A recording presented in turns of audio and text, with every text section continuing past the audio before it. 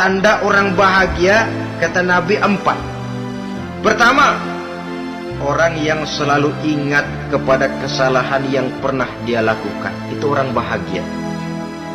Selalu ingat kepada kesalahan yang pernah dilakukannya, sehingga pada saat akan melakukan kesalahan yang baru, dia mikir-mikir, dosa gue yang kemarin udah 3 keranjang, nih nambah lagi.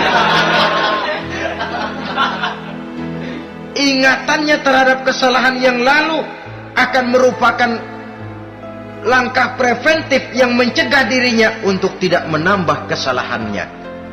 Orang bahagia, orang yang selalu ingat kesalahan yang pernah dia lakukan, terbayang di pelupuk mata, bukan ngumpet-ngumpetin dosa. Sebab apa yang mau kita umpetin di hadapan Allah?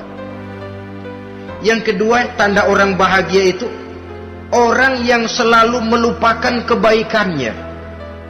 Kalau dia berbuat baik, dia lupakan. Dia anggap dirinya belum pernah berbuat baik. Sehingga di mana ada kebaikan, dia tidak bisa ikut. Dia merasa sangat rugi. Sebab dia anggap dirinya belum pernah berbuat baik. Yang ketiga, tanda orang bahagia, dalam urusan dunia, dia lihat ke bawah.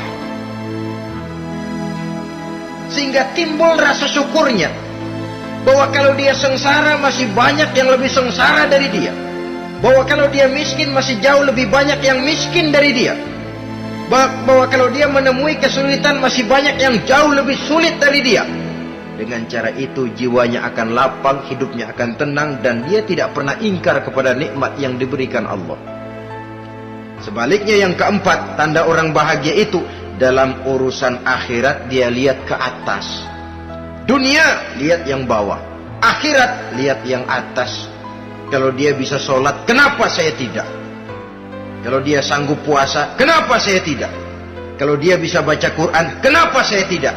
Timbul panas, nyontoh ibadah mendatangkan kebahagiaan.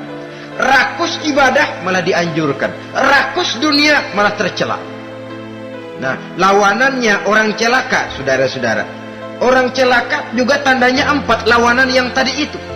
Pertama, orang yang selalu melupakan kesalahannya. Kalau berbuat dosa, lupa, sok bersih. Alah, dosa gue mah dikit. Saudara hadirin yang saya muliakan, orang yang selalu melupakan kesalahan, menganggap dirinya bersih, akhirnya kalau ingin berbuat dosa nggak mikir-mikir. Tidak ada lagi yang ditimbang-timbang. Selanjutnya, yang kedua, orang celaka itu orang yang selalu mengingat kebaikannya. Akhirnya apa? Timbul sifat nepuk dada, membanggakan jasa. Lahirlah pahlawan-pahlawan kesiangan. Selalu membanggakan diri, nepuk dada. Kalau enggak saya. Itu masjid, kalau enggak saya. Itu pesantren, kalau enggak saya. Itu umat, kalau enggak saya. Memangnya kalau enggak sampean kenapa? Orang yang celaka adalah orang yang selalu menghitung-hitung kebaikan yang pernah dikerjakannya. Keikhlasannya kurang, makin dia hitung, makin kurang nilai pahalanya. Makanya kalau berbuat baik, ya anggap saja buang sampah, gak usah ditengok-tengok, gak usah diingat-ingat, dan gak usah mengharap orang yang kita tempat berbuat baik akan membalas kebaikan. Saudara hadirin yang saya muliakan, yang ketiga, tanda orang celaka dalam urusan dunia, lihatnya ke atas. Panasnya timbul, syirik dan dengkinya naik, rakusnya jadi.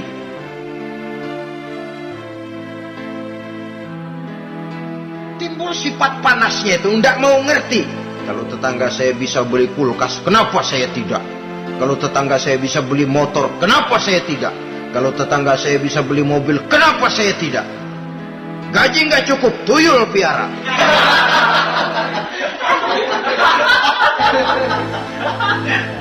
Orang itu kalau sudah didorong oleh rakus kan bisa jadi menghalalkan segala macam cara untuk mencapai tujuan.